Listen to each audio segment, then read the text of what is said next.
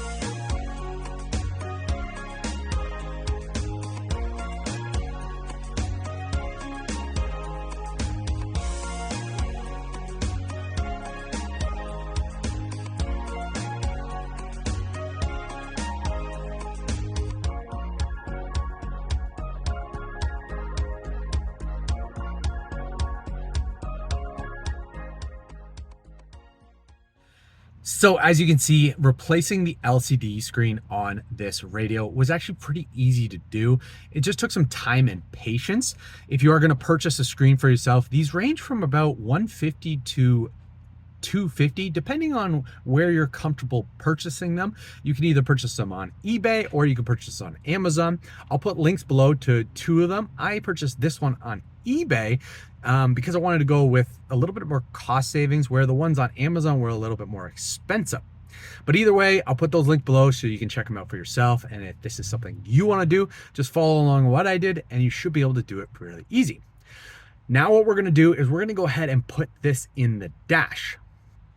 So what we're going to do is we're going to first start by prying off this panel right here for the climate controls. You'll simply do that by using pry tools on all four corners, and then you pop it off. Once you have it popped off, you can just set it aside, and then you're going to access two screws under here and here. You're going to undo those. Then you can pry off this trim piece around the radio. Then after that, all we have to do is undo 4 more bolts that hold this radio in. Then we're simply just going to pull the radio out, disconnect all the cords, and then go ahead and reverse the process and install the other one.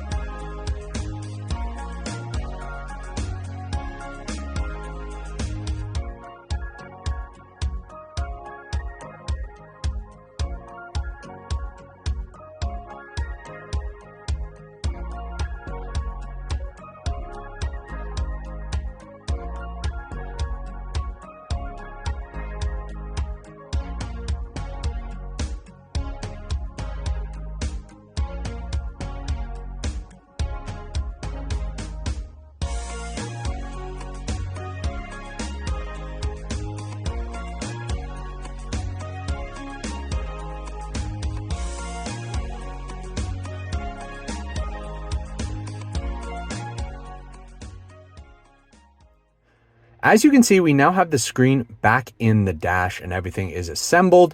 We did test the screen out during the installation to make sure that the LCD screen was working and the radio was connected, and then we put everything back together.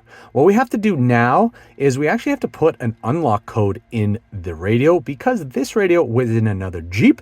So to make it function in this one, we have to unlock it, and then we should be able to test it out to make sure everything works. So let's fire this up and put that code in, and we will see if everything works.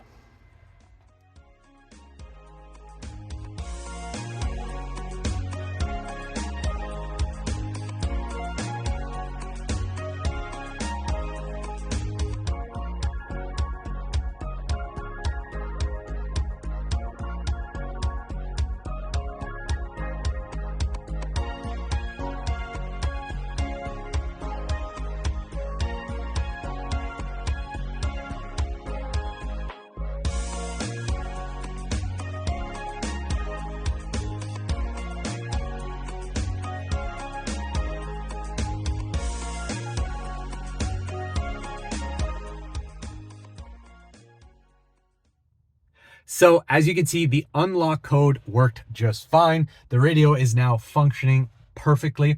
I ended up purchasing my code from onlineradiocodes.co.uk. I'll put a link below if you want to check them out for yourself. The code ended up costing me about 25 bucks. I know there's a bunch of other places you can get it, but this was one I came across and it worked perfectly fine. They're easy to work with. You simply just make the selection, provide all the information they're asking for, and then they email you the code. You can see we have no problems with the code. Everything is working just fine. The radio is plugged in, speakers are working, media section there, obviously no device connected, so nothing's playing. You have your climate control, you should turn it on. You can see everything pops up. You have all your features, temperatures, sync it. You can do everything you used to be able to do on the 7-inch. In the app section, you have maybe possibly a little bit more, but everything seems to be working just fine in here. The backup camera is working as well. That's great to see. Then we have the navigation section. This I was surprised about because I know that his 7-inch screen did not have navigation, but my Jeep did. What I'm surprised about here is that the navigation seems to be working because it knows exactly where we're at, which I was surprised to see because we didn't install the antenna that usually goes with this radio. Possibly I'm thinking that this radio has a built-in antenna and the extra radio that is in the Jeep is just to amplify the signal. So maybe down the road he might struggle with signal, and if that's a problem we might have to add the antenna in. But because I know he uses Apple CarPlay, most likely if he's using GPS he's probably just going to use his phone's GPS instead of using the built-in navigation. But it's good to know that it does somewhat work. We'll have to see if it changes when he's used it a little bit more.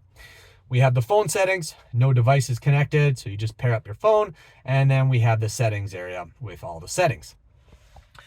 Overall, I'm very happy to see how easy this installation was. It was easy to do the LCD swap over, and then to put the new radio in. All you really needed was that code because you can't put a radio from one Jeep to another. So once you have that code, it's perfect. It's an easy swap over and everything functions as it should. If you have any questions or comments about what I've done today, feel free to post them below and I'll do the best to answer them. As usual, please make sure to like, subscribe, and share. And at this time, we'll see you guys on the next video.